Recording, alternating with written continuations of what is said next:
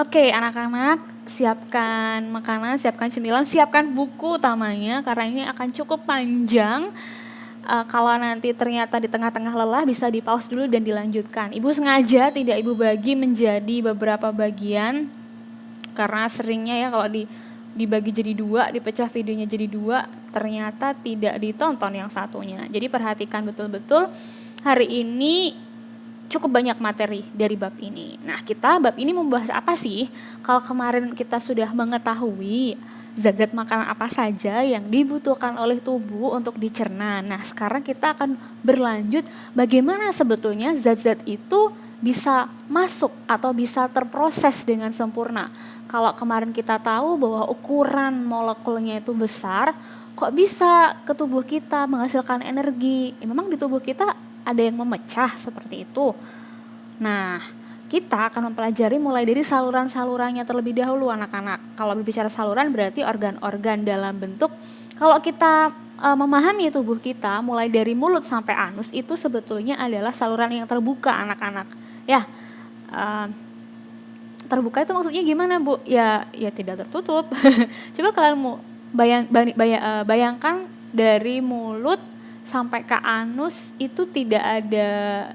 Oke, kita bisa membuka dan menutup ya mulut kita, pun juga dengan anus.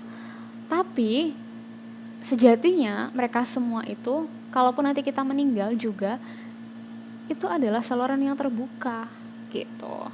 Nah, juga ada kelenjar. Kelenjar ini adalah bagian yang akan menghasilkan atau mensekresikan zat-zat yang dibutuhkan oleh tubuh. Zat-zatnya apa? Dalam bentuk enzim. Enzim-enzim pencernaan. Apa saja? Kita mulai dari 4 tahapan pemrosesan makanan anak-anak. Kalau kita tahu, makan itu ya berarti mencerna, Bu. Nah, sebetulnya pencernaan itu sendiri ada 4 tahapan. Nah, kalau dibaca baik-baik, tahapan yang pertama adalah ingesti.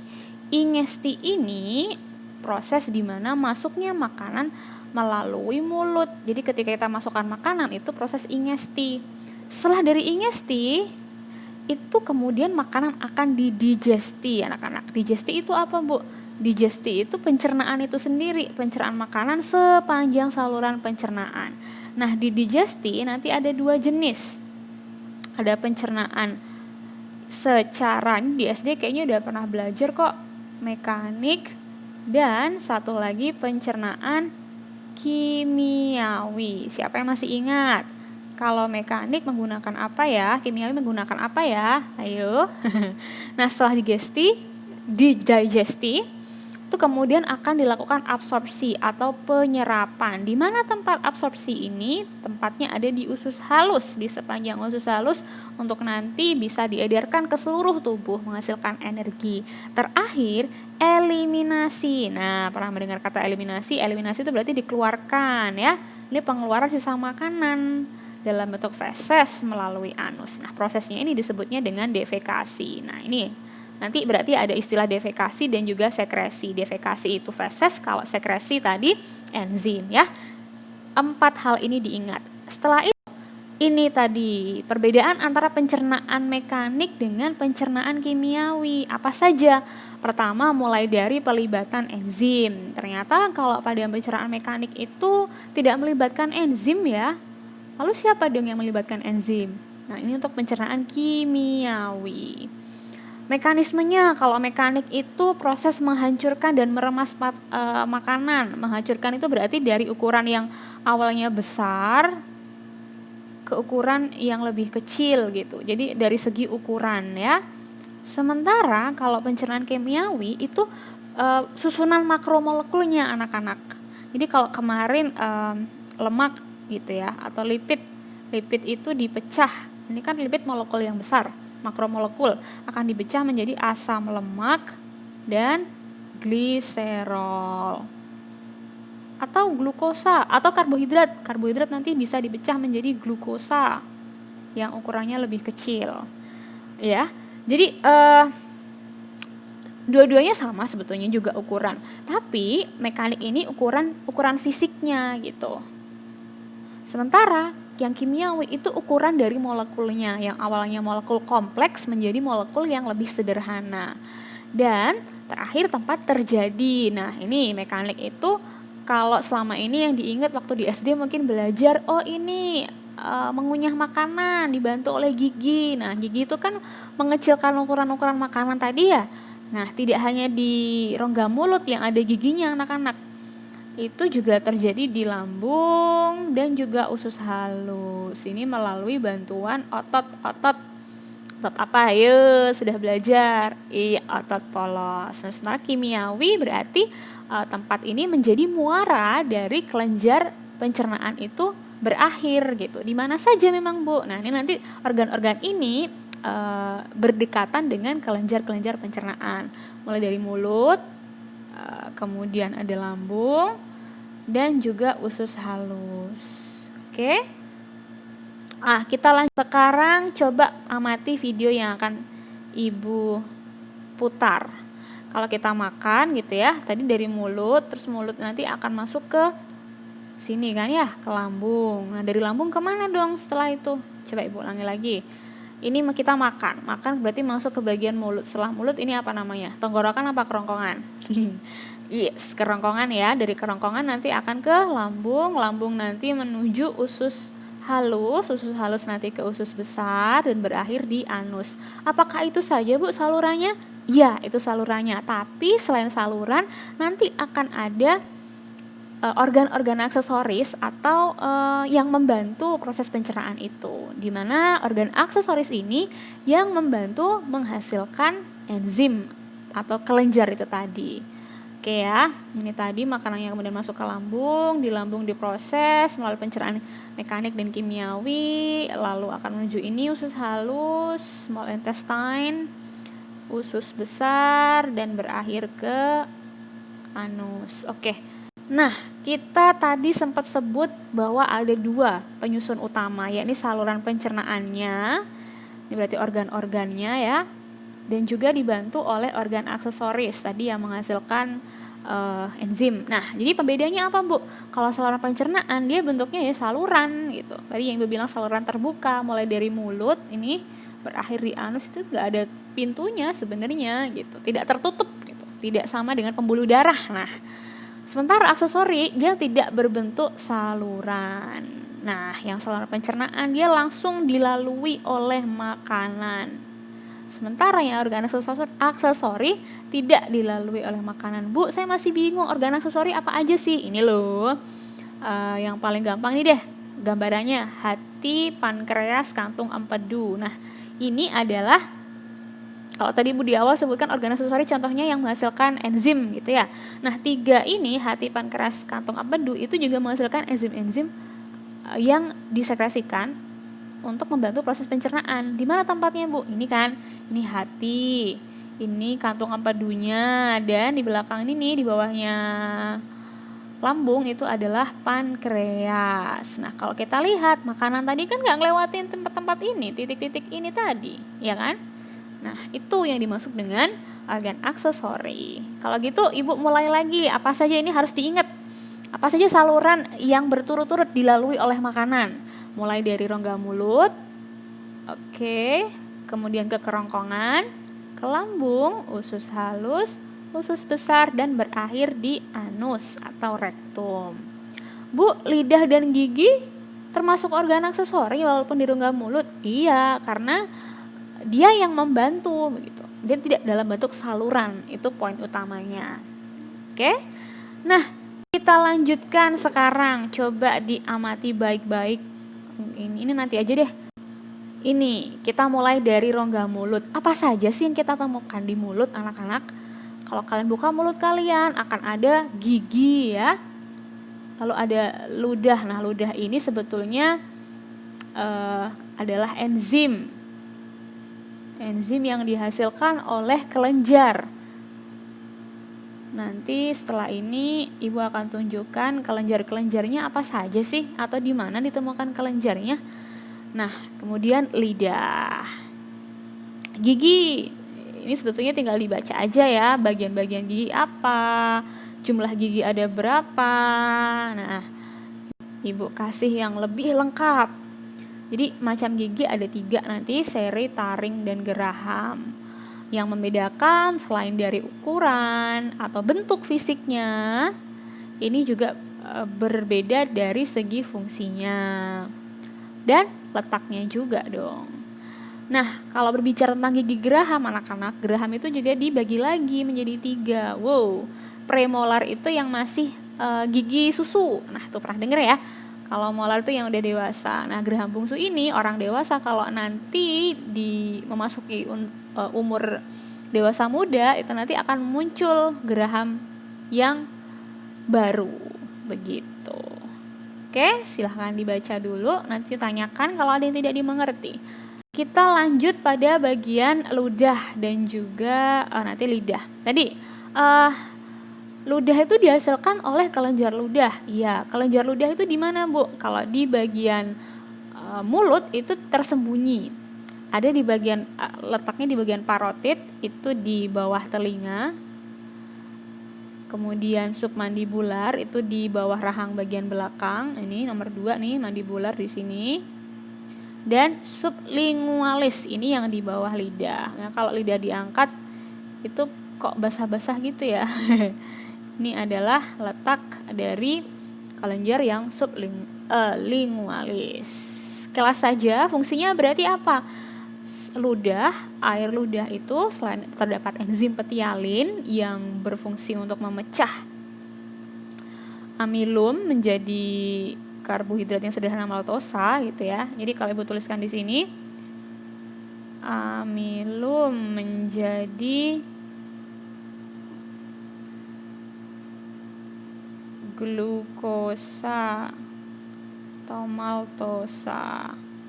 Nah, ini pakai enzim tadi namanya petialin atau amilase. Nah, apa saja selain untuk pencernaan kimiawi? Oh, ternyata juga untuk melumasi makanan.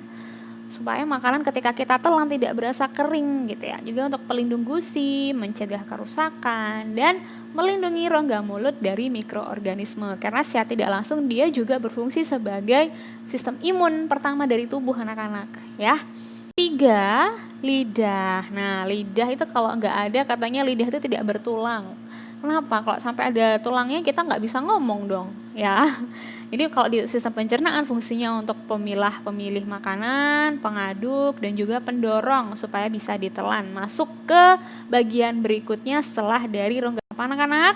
Iya, kerongkongan. Nah, kerongkongan itu apa bedanya dengan tenggorokan nih, Bu? Kalau tenggorokan untuk sistem pernafasan ya, sementara kerongkongan untuk sistem pencernaan. Antara sistem pencernaan dengan pernapasan ini nih kalau dilihat di sini, ini kan rongga mulut nih. Ini rongga mulut, ini rongga hidung. Nah, yang mana, Bu, yang termasuk tenggorokan? Itu ya. Nah, tenggorokan itu ada di bagian sini nih, faring ini. Nah, ketika kita makan gitu kan, ini bagian ini nih, yang ini Ibu tunjukkan, ini akan menutup ke sini. Set. Supaya apa? Supaya makanan itu tidak masuk ke bagian pernafasan. Ini pernafasan ini. Makanya kenapa ya kalau waktu makan nggak boleh sambil ngomong, karena nanti epiglotisnya bingung. Nah, ini epiglotis tuh kayak polisi lalu lintas gitu di sini. Jadi kalau waktunya makan, bagian trakeanya nih, yang bagian sini ini akan ditutup. Sementara ketika kita sedang tidak makan atau sedang saat biasa nih, nah ini akan terbuka supaya udaranya masuk ke bagian trakea. Semoga ada gambaran ya.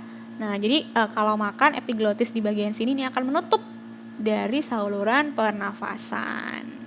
Ingat, makanya sambil ngomong nggak boleh ulangi, sambil makan nggak boleh sambil ngomong. Nah, bolus bergerak di sepanjang esofagus dengan gerak peristaltik. Wah, apa tuh gerak peristaltik, Bu?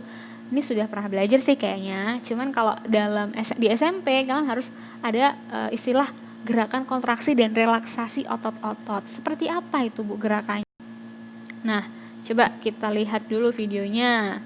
Ini tadi adalah bagian di rongga mulut, di mana rongga mulut terdapat ada gigi, kemudian ada ini nih kalau dilihat di sini nih, ini mengeluarkan atau mensekresikan enzim ya, atau ludah tadi. Kemudian ini lidahnya akan membantu untuk memilah mengaduk, membolak-balikan makanan. Setelah makanan itu sudah dalam bentuk ukuran yang lebih kecil, dia kemudian akan masuk ke bagian selanjutnya, yakni ke rongkongan. Hati-hati, ini tadi bagian trakea ya. Nah, dilihat baik-baik di mana epiglottisnya.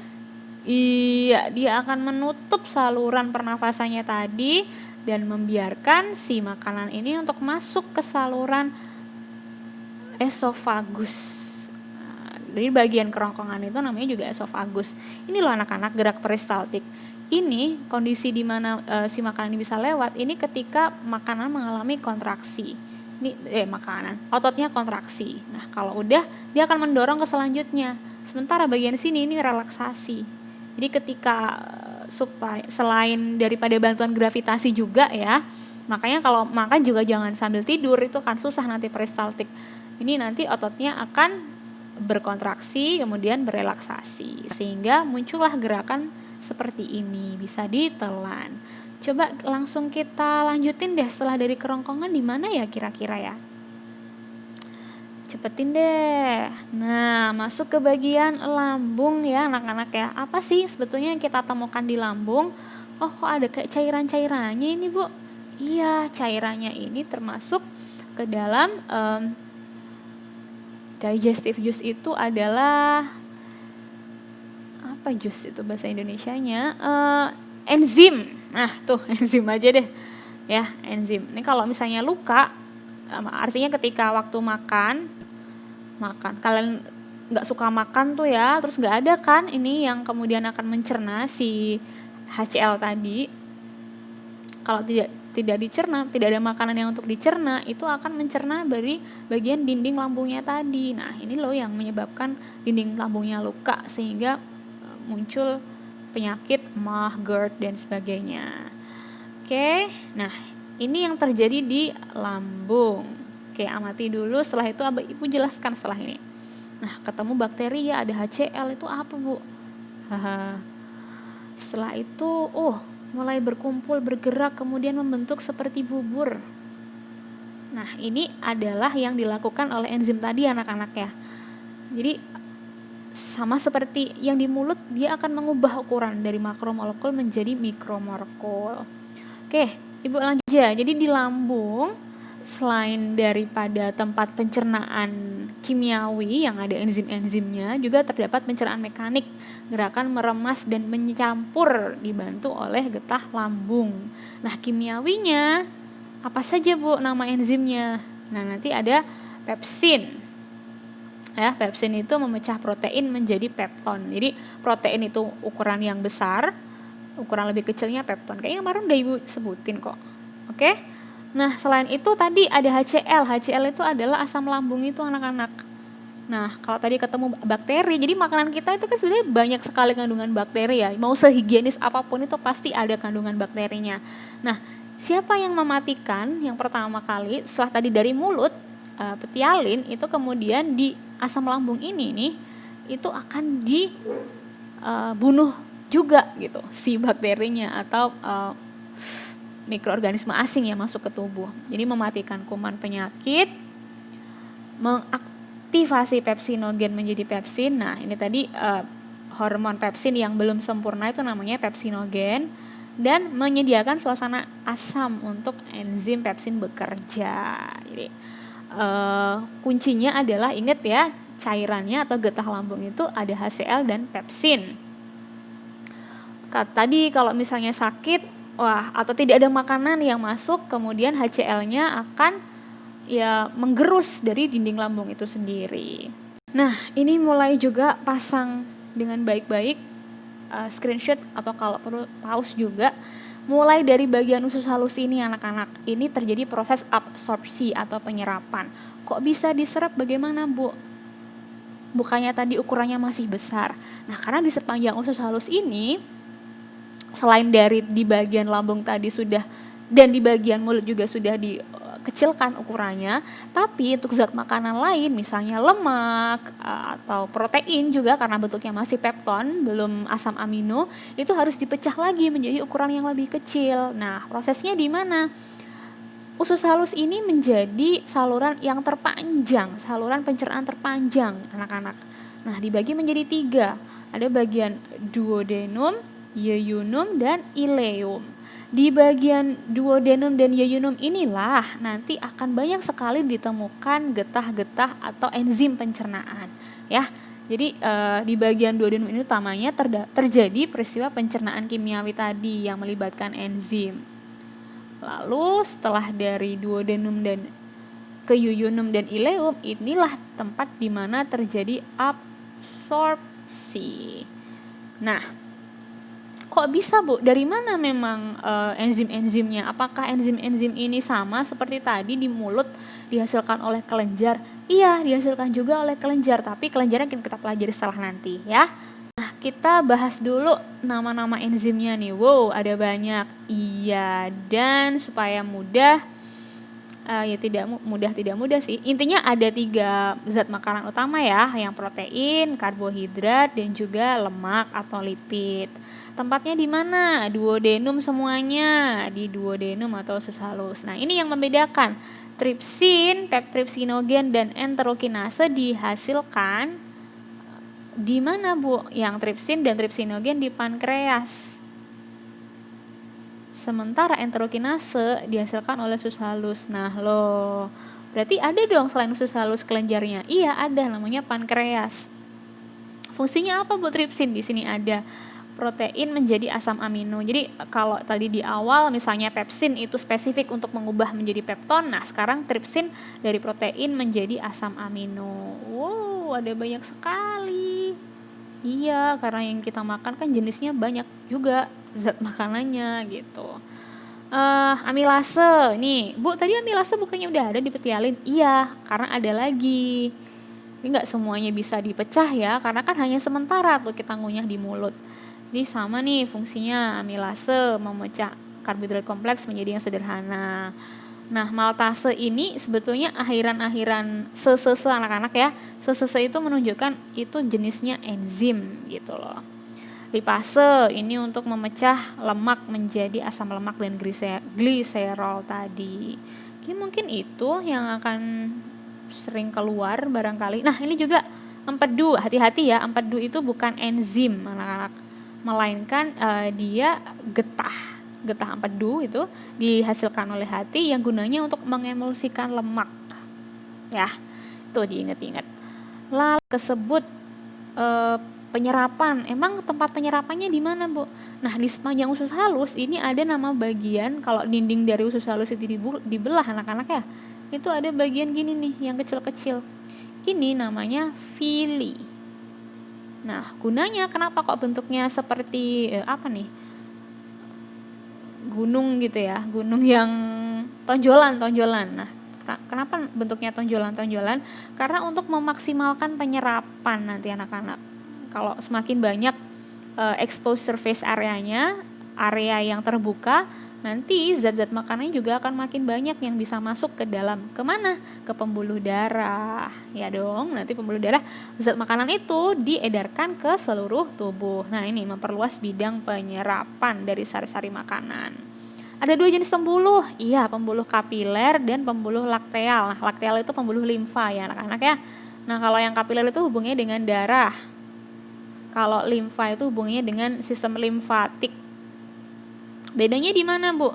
Kalau yang limfa itu untuk penyerapan zat gizi sederhana yang larut dalam lemak gitu. Karena limfatik itu nanti untuk medium, untuk yang tidak larut dalam air. Berarti yang larut dalam lemak, nah, vitamin dan juga lemak itu. Vitaminnya kemarin udah ya, A, D, E, K yang larut dalam lemak.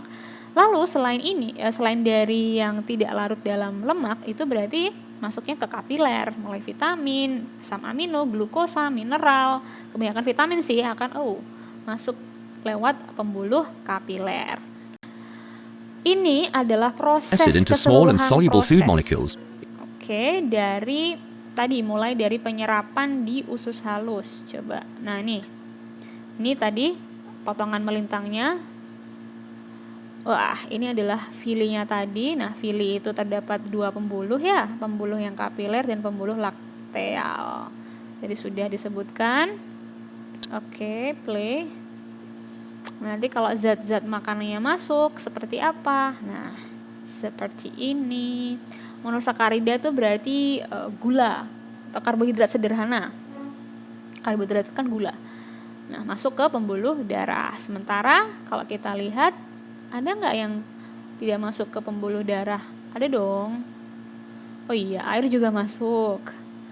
Yang tidak masuk pembuluh darah apa tadi? Lemak, yang larut dalam lemak ya. Berarti masuknya ke pembuluh limfa atau lakteal. Oke, seperti itu anak-anak. Kita lanjutkan. Nah, ini adalah organ-organ aksesoris yang tadi sudah disebut-sebut. Ini yang menghasilkan enzim. Pankreas, hati, dan juga kantung empedu. Bukannya kantung empedu itu di hati, bukan, beda. Jadi hubungan kantung empedu dengan hati, kantong empedu dengan hati gitu ya. Nah, hati ini menghasilkan empedu yang akan disimpan di dalam kantung empedu. Gunanya untuk apa tadi? Iya, pengemulsi lemak. Nah, ini nih si pankreas ini bertanggung jawab untuk menghasilkan banyak sekali enzim. Jadi sebetulnya enzim-enzim yang selain ibu sebutkan tadi itu masih banyak sekali yang akan dipelajari di SMA nanti ya. Tripsin, amilase, lipase, dan sebagainya. Termasuk insulin. Pernah mendengar kan kalau orang diabetes, iya, ini hormon insulinnya kurang. Nah, ini dia juga yang bertanggung jawab di sini. Jadi pankreas ini betul-betul bekerja dengan sangat keras menghasilkan enzim-enzim yang dibutuhkan oleh tubuh. Oke, akhir usus besar dan anus atau rektum. Nah, di usus besar, kalau tadi di usus halus itu tempat penyerapan dari sari-sari makanan, nah berarti yang akan menjadi atau yang akan pergi ke bagian usus besar itu adalah ampasnya kan ya, sisa-sisa zat makanan yang tidak terserap gitu kan. Nah, di bagian sini nanti masuknya dari sini nih. Nah, di bagian inilah di mana makanan itu dibusukkan gitu. Sisa-sisa makanan tadi dibusukkan untuk bisa dikeluarkan karena tidak berguna sama sekali oleh tubuh. Nah, proses pembusukannya dibantu oleh siapa, Bu? Nanti ada bakterinya. Pernah mendengar E. coli tidak?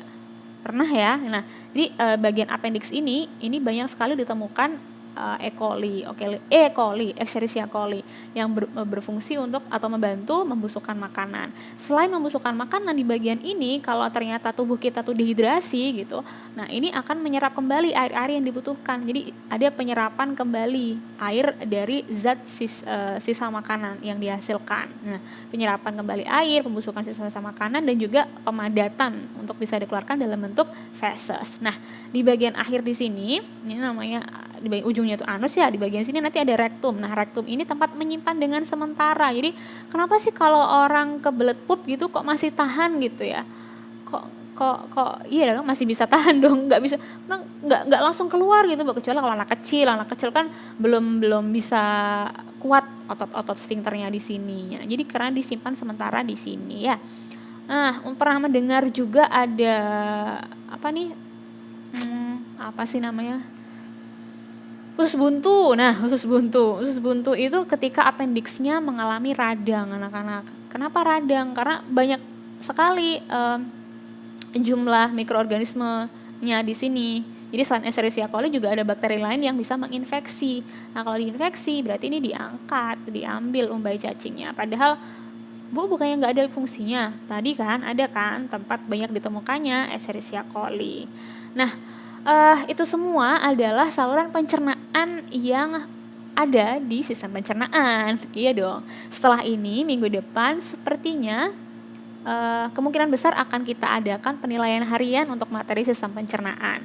Selain daripada minggu depan, dalam waktu 5 hari dari sekarang, seperti yang akan Ibu sampaikan nanti lewat grup WhatsApp atau siapa yang bisa menemukan, kalian harus membuat sebuah podcast dengan teman kelompok kalian yang sudah pernah Ibu bagi dulu. Apa Bu podcastnya? Tentang gangguan dan penyakit dari sistem pencernaan. Jadi satu kelompok, satu penyakit saja atau satu gangguan dibuat dalam bentuk podcast ya. Silakan ditanyakan kalau ada yang belum jelas, di screenshot kemudian disalin di buku tulis untuk bisa dipelajari lagi materi hari ini. Oke, anak-anak.